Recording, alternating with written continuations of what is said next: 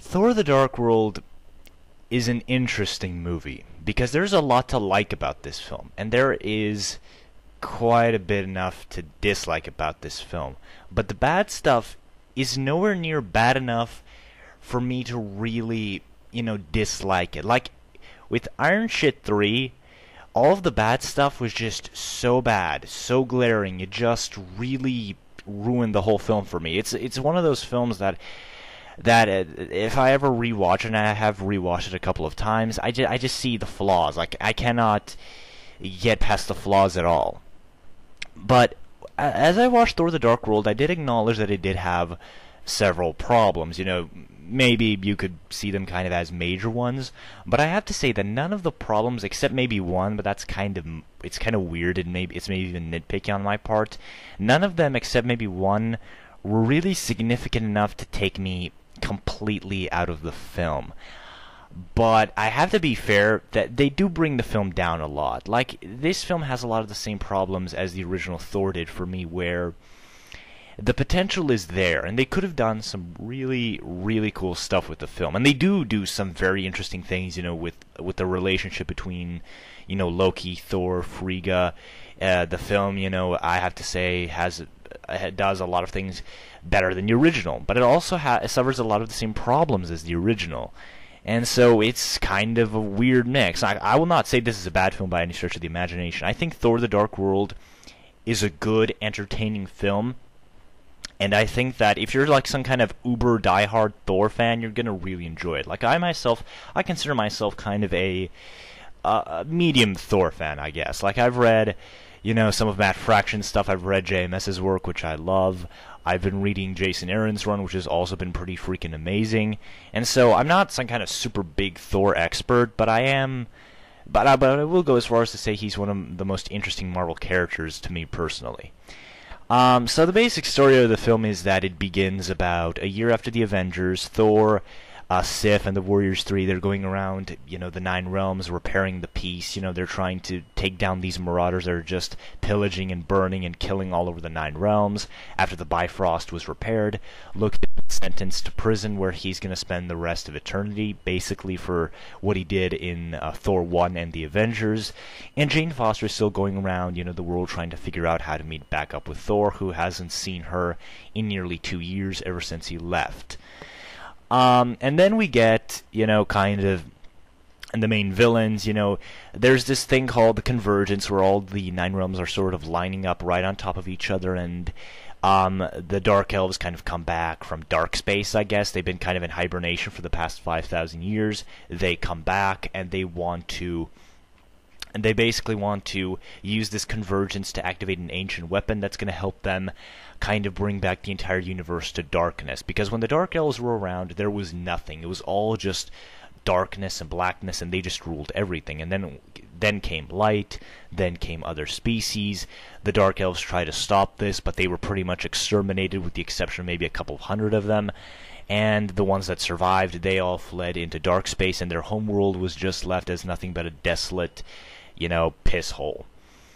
And now, like I said in the intro, I think that Thor: The Dark World is a fun and entertaining film. It's not great by any stretch of the imagination, but I would put it in the top echelon of Marvel Studios films. Like, I would put it somewhere on equal terms as maybe Iron Man 2, maybe just a little below Iron Man 2.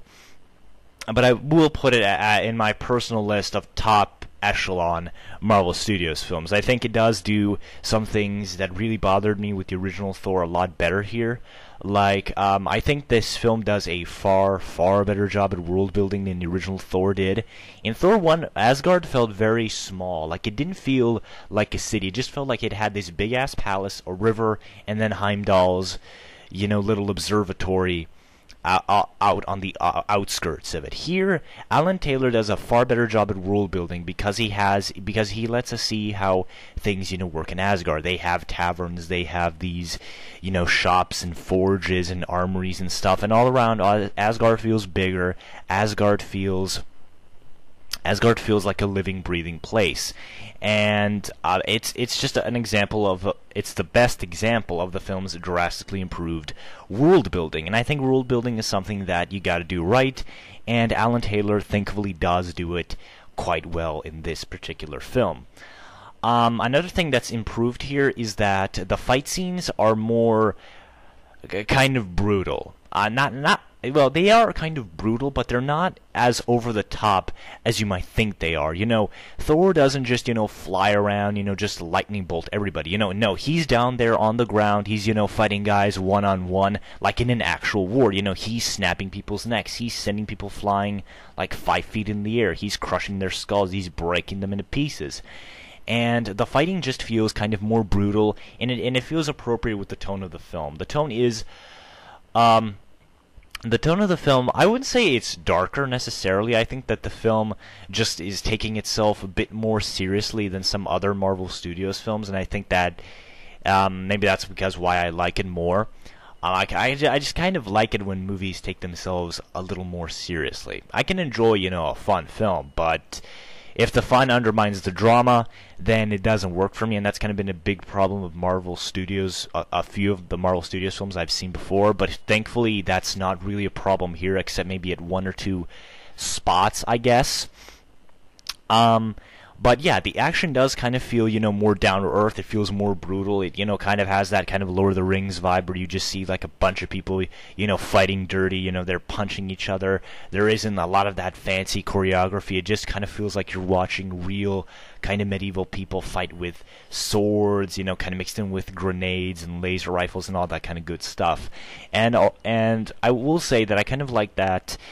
That it does kind of feel more brutal. Like Thor, by the end of this film, he's just completely messed up. Like the dude can just barely stand. He got the ever-loving shit kicked out of him by Curse, and later on a little bit by Malekith.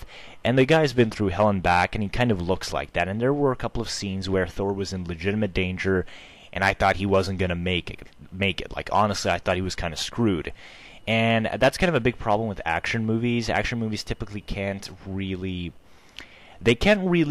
sell you that the protagonist is in danger. And I think that Thor the Dark World was able to sell me on the fact that he was in danger, even though I kind of subconsciously knew he wasn't going to die because he has to show up in Avengers 2 and most likely in Avengers 3, unless Thor 3 is in Ragnarok, which I think it might be because this film does kind of hint to Ragnarok in a lot of ways. But yeah, the action is far better this time around. It's not as over-the-top flashy. It feels kind of more personal. It feels dirty, grimier, and I really like that. Another thing that I will say about this film is that it's probably the Marvel film that hit me, really where I lived. Like, all the dramatic stuff with the film is really, really damn good. Especially all the stuff with Loki, because Loki has this kind of relationship with Thor and Frigga, his adoptive mom. And there's this great scene. Like, I probably should have said that I'm probably going to spoil some stuff in this video. I probably should have said that in the beginning, but I'll just put it in the video. There are mild spoilers, so you have been warned, I guess. And there's this one scene near the beginning of the film where Loki is in his cell. He's talking to Frigga. And I love the ambiguity of Loki in this film, because there are a lot of scenes where you just don't know what Loki's thinking. You don't know if he's bullshitting you or if he's, genuine. And that's kind of the great thing about Loki. He's so freaking ambiguous in this film. Like, you just don't know what's going through his head. Like, he kind of looks like he's kind of going through a character arc, but he does some stuff in this film that makes it seem like he's not, and it's kind of really interesting. And I think that normally ambiguity really annoys the piss out of me. I'm one of those guys who just likes a concrete answer, yes or no. But I think with Loki I can make an exception because he is the god of mischief and deceit. Like, you are supposed to question whether or not he's legit or if he's just bullshitting everybody. And I think Tom Hiddleston did a great job with that. But going back to the Frigga thing, there's this one scene where he's like in his cell and he's like talking with his mom. And then after he and his mom kind of talk a little bit, he kind of god damn it. Sorry, my recording software stopped working all of a sudden. It just kind of crashed, so the video is going to break up here. But anyway, where was I going with this? Alright, so Loki is in his cell. He's talking to Frigga. Then she kind of tells him something that kind of really hits him where it hurts. And then when he goes to touch her, she turns out to be kind of like this hologram thing. It's basically kind of implied in this film that Frigga is kind of a sorceress, and she's the one who taught Loki magic and stuff, because I guess he never really had an aptitude for hand-to-hand fighting like his brother, so she taught him how to use, kind of sorcery and stuff. And I'm gonna get to the magic thing later on. But I love the ambiguity of the scene, because you don't know if Frigga sent this image to him so that he could, so that she could like maybe see him a little bit or not, or if he made this image himself just to make himself kind of feel better. And I just love the ambiguity of this scene. Like, if he, it's really touching if she did send that thing to him, but if he made it himself, it's kind of sad and depressing that he has to make like this clone of his mom to make himself feel better, and to kind of, have some companionship in this pisshole prison of his. Well, it's not really a pisshole. I mean, he's a lot better off than a lot of the guards are. He has, like, books, he has, water, and he's actually, treated pretty well for a guy who did the shit he did, in Avengers and Thor 1, like mass genocide of 2 species. But yeah, I just love scenes like that, and there are other scenes like that between Loki, Thor, and Frigga that are just really well done. And there are, and like I said, this film just has some of the best emotional material of all the Marvel Studios films. Like, when the film got really emotional, it worked for me. Like, I could feel the emotions of the characters, kind of going into me, I guess, and I could just kind of feel the same way they did. And I don't think I can ever say that about any Marvel Studios film, except maybe Iron Man 1. But even Iron Man 1, which I love, isn't able to pull that off as well as this film did. And I would say that the drama here is the best Marvel Studios has ever done, and it just works on a lot of different levels. What else did I want to say? I'm one of those guys who kind of comes off as, oh, well, Marvel is just comedy, I hate comedy. I will say that a lot of the comedy in this film is actually really hilarious. All the stuff between Loki and Thor is hysterical. Their back and forth is just hilarious. It's always a pleasure seeing these guys, just kind of screw around. There's this one scene, I'm not going to spoil what happens in it, but there's this one scene where Loki comes out of prison for the first time since the film started, and it's just hysterical. Like, what he does to Thor is awesome, and the way kind of Thor kind of gets back at him at the end, it's just great material. It's great dialogue. It's just a blast seeing these guys talk to one another. And what else I want to say? Oh, and Selvig. Selvig in this film is fucking insane. Literally, he's insane. What happened at the end of Avengers, after Avengers, was that he's kind of been the scapegoat. He's kind of been, he's being blamed for the Chitauri attack in the Avengers. They blame him and stuff. And after he was brainwashed by Loki, I guess he kind of saw like the entire universe or something. And because he's smarter, I guess he kind of understood it better, and that's kind of caused him to go insane. I guess he's become so aware of the universe, he's just gone completely batshit crazy, and he's hysterical. Selvig just also has some of the best dialogue. He has some really funny moments, and you could tell that the actor had a lot of fun, just kind of fucking around with the role. And it's always kind of nice for me to see an actor just really just go into a role and have fun with it. As for the performances, I will say that the performances are, across the board, fairly, great. Like, Chris Hemsworth really sold me on this Thor here. He felt very natural in the role. In the original Thor, he kind of felt a bit awkward to me, to be perfectly honest with you. But here, he feels like proper Thor. He feels like he's grown into the Thor we kind of know right now in the comic books.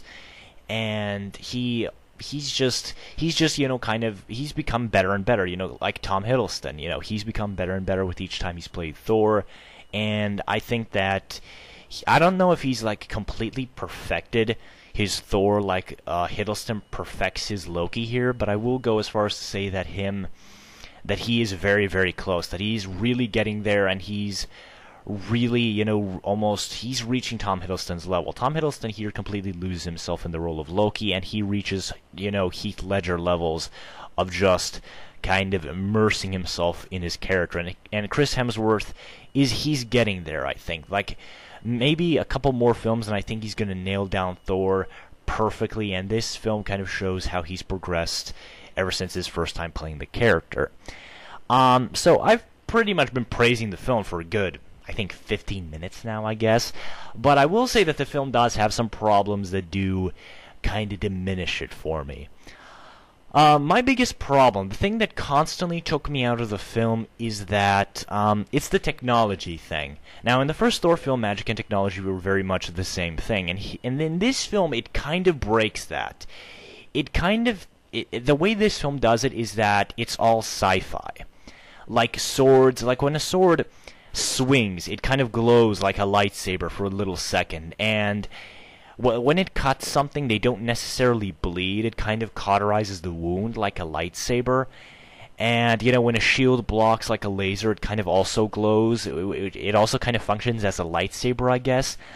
And I don't know how much I like this, because if you're going to make this all technology, then it doesn't really make sense for the Asgardians to still keep using swords and shit.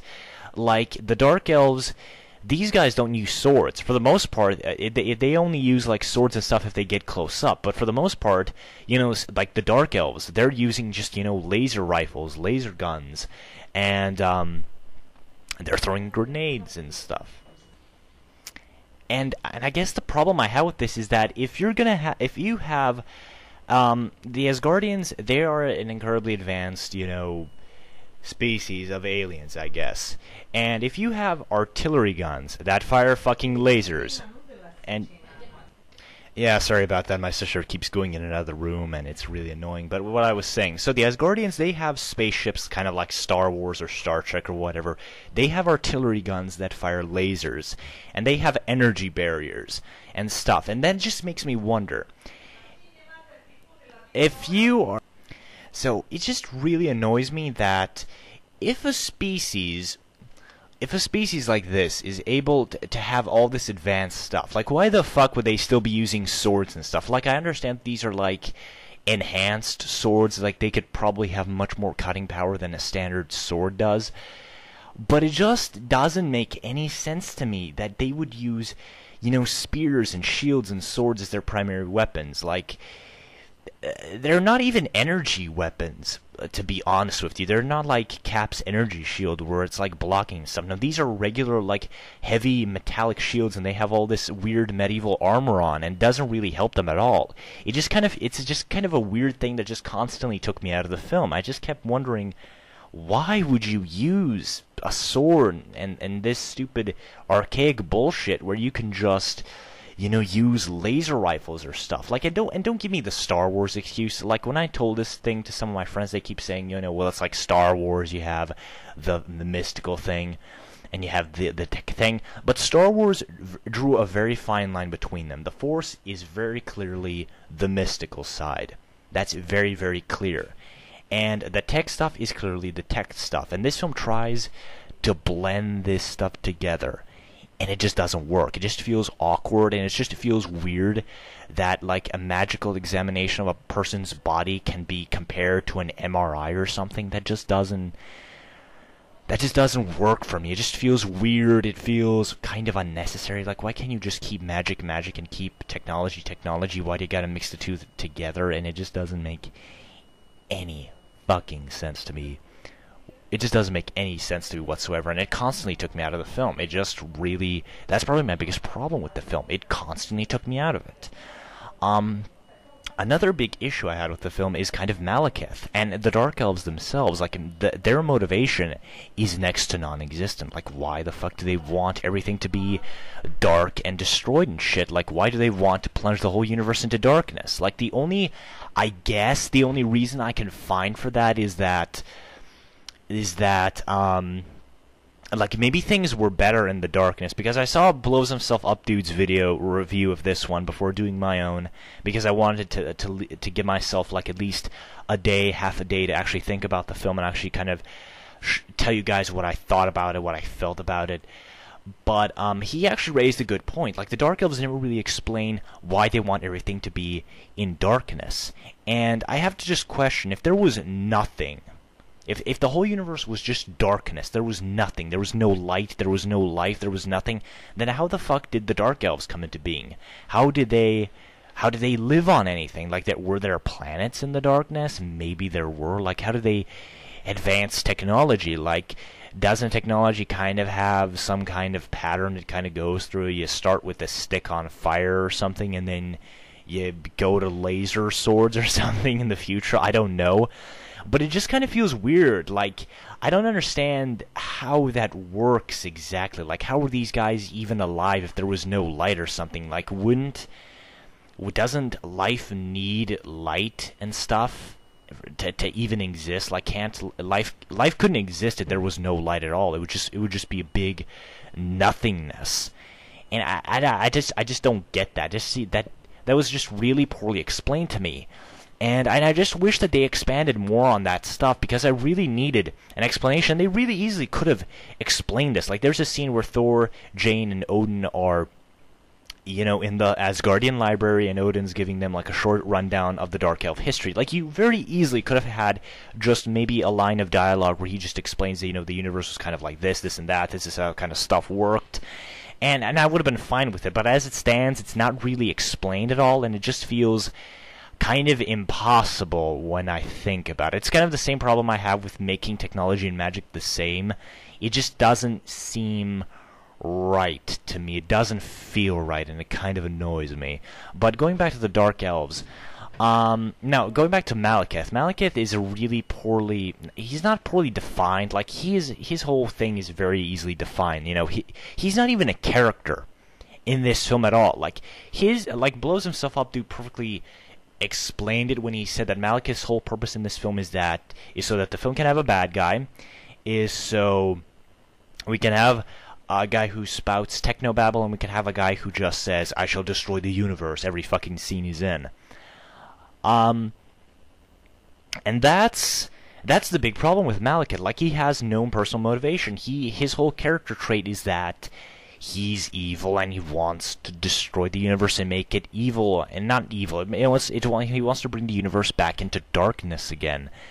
And like, there's no reason ever given. Like, he and the Dark Elves are just poorly explained. Like, I don't know how they can even exist in a universe just made out of pure darkness. I don't understand how they can even, if they did exist, like, how could you even live in a universe just made of complete and utter darkness? It just doesn't make any sense to me. And he has absolutely no real character. He doesn't even have any presence on the screen. He's just kind of a pathetic pushover. Thor's mom, Frigga, she takes him out in like less than half a minute. I'm serious. Like, she literally takes him out in less than half a minute with 2 or 3 strikes, and that's it. He's done. That's it. And that's pretty much, that guy is the villain of our film. And even after he gets the ether and he goes like Super Saiyan or whatever, he's still not a threat. Thor can still beat his ass. And the ether, this thing is supposed to be one of the Infinity Gems. One of the most powerful weapons ever made, ever. It's supposed to be older than time itself. But the problem with it is that even after he gets that big power boost, he's still a freaking pushover. Thor still kind of kicks his ass in the end. Like, the only reason Thor isn't able to just crush his skull in the final battle is because all of these portals are opening all over the place, and they're just sending them, hurtling through all the 9 realms.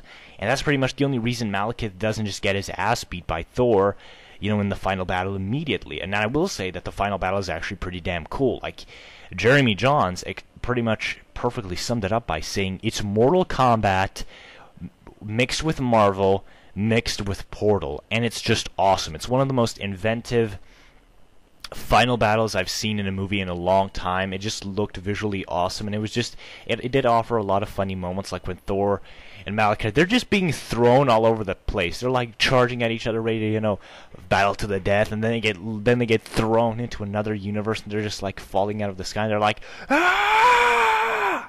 And they're screaming, and it's kind of funny. And I will say that, like some people have said that the final act is kind of lackluster.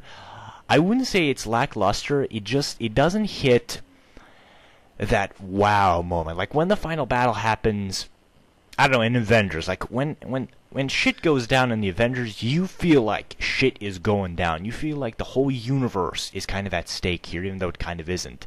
But in this film, it is. The whole entire universe is literally at stake in this film. And the final act never really reaches that point where I'm like really feeling that things are really going on. Like in Avengers, I felt this. In Avengers, I really felt like shit was going down, things are getting bad, and they need to win, or else everything we know is going to be destroyed. It's going to be destroyed. And it's kind of the same thing in Man of Steel. Like, I really felt like if the good guys don't succeed, it's over. I felt that sense of fear that the characters in the film felt. In this film, the entire universe, not the 9 realms, all the 9 realms are sort of in danger, and they don't... And you never really, I personally, I never really felt like they were in danger. I just kind of felt like, oh yeah, this is great. This is a great action scene. This is a great fight scene. But I never really felt any sense of danger like the characters did. It just didn't, I guess, it didn't ever reach that kind of point for me personally. And I will think that because of that whole reason, I think that some people are going to feel that the third act is lackluster. I don't really think it is lackluster. I did fairly enjoy myself during the third act. I do feel that the way Malekith kind of gets taken out is is not bad. It's just kind of weird but yeah, it's weird. It's weird. But the ending of the film, oh my god, the ending of this film is amazing. It's totally a cliffhanger, but it's that good kind of cliffhanger where you still feel like stuff happened. You still feel like the film went through the story it wanted to tell, but you also feel like it's also leaving a lot of potential for a next film. And the ending here presents so many possibilities, and it was such a shocker. I just loved it. I think this is easily one of the best endings in any comic book movie I've seen ever. Maybe in any movie I've seen in a long, long time. It's easily the most... It's like I said, it's a great cliffhanger. It's a cliffhanger that does, conclude the storyline that was in through most of it, but it also does leave you wanting more. Like the second the film ended, and after I saw that ending, I just thought to myself, I need the sequel right now. I want to see what happens next, and I know we're not going to get that for at least another 3 years, and that pisses me off. But yeah, it's that good kind of cliffhanger that it leaves you satisfied, but also just makes your mind boggle at the sheer amount of awesome possibilities that they could do with a threequel. What else did I want to say? I still don't like the Earth cast. Like, except Eric Selvig, I don't like the Earth cast. Like, I won't go as far to say I don't hate them. I just don't care. Jane Foster in this film, her romance with Thor still feels kind of forced, to be perfectly honest with you. It's just I don't buy it. Like, they never have a scene in this film where they're like getting to know each other a little better. Like, they have one scene where they're kind of kissing, and that's kind of it. Like, the only reason Jane is even with this guy is because he's freaking Thor. He's a god, and he's hot, I guess. That's the only reason. Like, they have next to no real chemistry, and I just don't buy that she's already in love with him and he's in love with her. It just feels forced, rushed, and just not very good. I don't know what's up with Natalie Portman and being involved with shitty romances, but I guess that's just that's just something that's gonna follow her through the rest of her career, I guess. It's weird, but I don't know what's with her and being involved with bad romances, but I guess she just can't get away from it. I don't know why. It's just a fact. And I guess I would be fine with the Earth cast if they didn't really shaft everybody else. Like, did we really need to see Darcy and her idiot sidekick have this whole subplot in the film? Like, I felt like if you just kept maybe Jane for the sake of having Jane and Eric Selvig in this film, like, you could have focused more on Thor's supporting characters, and this is something that Marvel Studios is kind of struggling with, I see. Like, the characters that are interesting, like Sith, like Volstagg, like Thranduil, like, why aren't these guys getting more, screen time. Like, these guys are awesome. Like, their interaction with Thor is freaking hilarious. Like, hell, even bringing Heimdall into the mix. Like, if you put these guys together and you actually properly, gave us a film where they're just, like, going on a big epic adventure, and you easily could have focused more on them if you just cut out Darcy and her idiot sidekick. Like, that's another problem I have with the film. I just feel like they're focusing on the guys we don't care about. So the video is gonna cut off again here because my family they're just being bastards today. They're interrupting me, and you probably already noticed that I probably began a sentence before, and then I sort of just kind of drifted away from it suddenly for no explicit reason, and you're probably gonna hear my dog bark like a bastard here. But anyway, what else did I want to say? So, yeah, I really just don't like the fact that they shaft the Asgardian cast. I think you could really do a lot of great stuff with them, because I think their interaction with Thor and Loki, it's all great. Like, whenever they're all together just talking and stuff, like Heimdall and Thor, Sif, like, whenever they're just hanging out, it's infinitely more interesting than when the Earth cast hangs out. And I really feel like they easily just could have cut out Darcy and her idiot sidekick out of this film, and they could have developed Sith or Volstagg and all those other guys, back. Like, and if you really needed anybody to go get Eric Selvig, like, you could have said Volstagg down there. Like, how hilarious would have that been to see Volstagg, like, break into a mental institution and get Eric Selvig out there so that they can prepare the devices that help them beat Malekith at the end. Like, that would have been hysterical. But yeah, like, now thinking about the movie, now that I've been talking about it for a good 30 minutes now, like, I will say that the good does far outweigh the bad. Like I said, the film does have its problems. Malekith and the Dark Elves, they're just bleh as villains. They're bleh. I don't like that the focus is still on the Earth cast, and that the more interesting Asgardian people are being kind of shafted. And I will say that the whole technology thing did really, really bother the shit out of me. But the performances are, for the most part, just superb.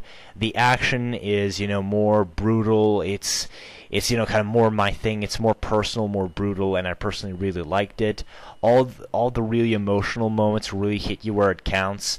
And I really felt the same emotions that the characters are, like, conveying on the big screen, which is always a big positive. Curse, like, I haven't talked about Curse much, but Curse is a freaking beast. Like, I don't know what's up with it this year, but this year it seems like in comic book movies, the villain lieutenants are the ones who kick the most ass. Like, Feora was amazing in Man of Steel, and Curse is a freaking beast in this film. Like, he is about as one-dimensional as it gets, but every time he's on screen, he has this presence, and he just looks threatening as hell. If he was the main villain, I would have been okay with it, because if they made the main villain just kind of like a force of nature or something, then I would have forgiven him, not having any personality. But whatever. Curse is a freaking beast. Visually, the film is breathtaking, and I don't know what else to say about it. Like, if I could grade Thor: The Dark World, I would give it about a B. B minus or B. Like, that's anywhere between a 7.5 and an 8. I think it's a very fun film. I think it's a pretty good film. It's not great. It's not amazing. But it is a step up from the original Thor film. And I hope that the threequel manages to finally get rid of the problems they had with Thor 1 and Thor 2, because if Thor 3 is going where I think it's going, then there's no excuse to have people like Darcy there. Thor 3 is going to have to go completely balls out with Ragnarok, and there is not going to be any room for these other people there. So yes, this film, it does fix a lot of the problems I had with the original. It still has some standard Marvel Studios type of issues that are just keep bugging me over and over again, but it does manage to overcome most of them, and at the end, I will say it's a pretty fun film. It's very entertaining. It could be very emotionally powerful at points, and I hope that Alan Taylor, the director, gets a director's cut, because apparently all of his best material got cut out of the film for whatever reason. Like, there's a bunch of Malekith scenes that if they were in this film, they could have made him an infinitely more interesting character, and I do hope that Marvel Studios does cave in this one time and let Alan Taylor release a director's cut, because I think that this is one of those films that it's pretty good as it is right now, but I think that the director's cut has the potential to fix a lot of the problems that were in this one. And I think that if Marvel Studios just lets Alan Taylor release his director's cut, I think this film has the potential to become even better through said director's cut. So yeah, I think you guys should totally go check this film out. It's a pretty fun time. If you're a diehard Thor fan, you're probably going to love the hell out of this, and you're probably going to know how the Dark Elves even exist and their history and stuff. You're probably going to understand this stuff better than I do, because I wanted to go in this film cold and see how it was going to stand for just kind of a guy who's not really super omega or omnipotently knowledgeable in Thor mythology and stuff. But yeah, it's a B minus, anywhere between that park, like 7.5 or 8. I think you guys should totally go check this film out. I think you're going to be in for a really good time, and just be ready for some of that classic Marvel Studios problems that do creep in from time to time. But like I said, the film does manage to overcome them for the most part, and this is what Thor 1 should have been, and I think that if Thor 3 can take this kind of a leap in quality like Dark World did for Thor 1, I think Thor 3 could be the best Thor film we get yet. So yeah, those are my thoughts on Thor: The Dark World. I'm sorry for all these issues that you guys had with watching the video. My family's been kind of crazy this day, and then my software's been kind of screwing with me. But anyway, if you guys have seen the film, what did you think about it? Please tell me down in the comments below. I want to hear what you guys have to say. And I got nothing else to say. So thanks guys for watching, and I'll see you next time. Bye.